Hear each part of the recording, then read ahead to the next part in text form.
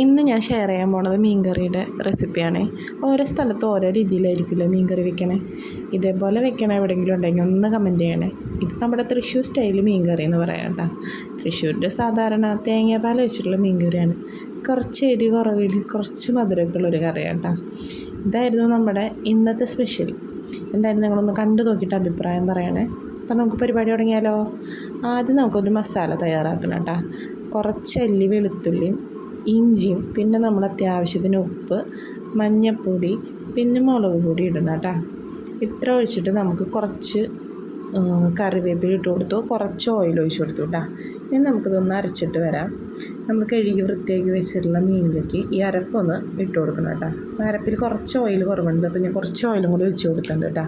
നമ്മൾ കൈ വെച്ച് നന്നായി മിക്സ് ചെയ്തു. ഇനി ഇതിവിടെ ഇരിക്കട്ടെ. അപ്പോഴേക്കും നമുക്ക് അടുത്ത പരിപാടി തുടങ്ങാം.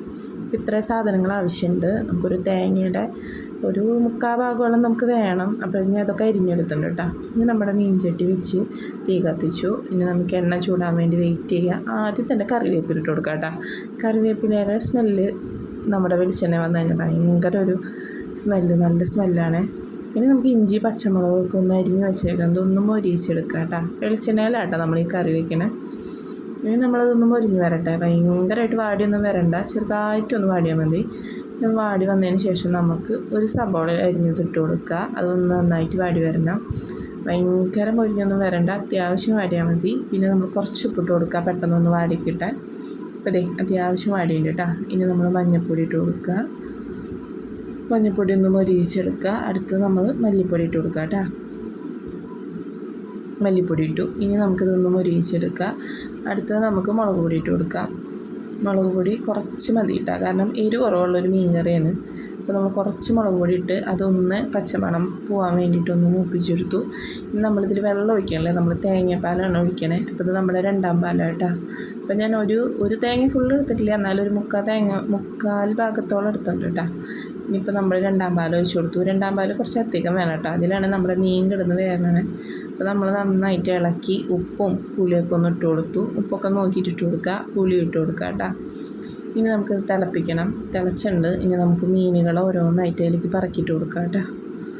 മീനുകളൊന്ന് ഈ തേങ്ങാപ്പാലിൽ കിടന്ന് വേവിച്ചെടുക്കുക. മീനൊക്കെ ഒന്ന് നന്നായി പറക്കിയിട്ടു. ഇനി നമുക്ക് അതിലേക്ക് ഒന്ന് മുക്കി വെച്ച് കൊടുക്കുക കേട്ടോ. ഇപ്പോൾ ഇട്ടപ്പോൾ പലോണല്ലേ ഇരിക്കണേ. ഇനി ഒന്ന് മുക്കി നമ്മൾ ഇളക്കി ഇനി നമുക്കൊന്ന് മൂടി വെച്ച് കൊടുക്കാം.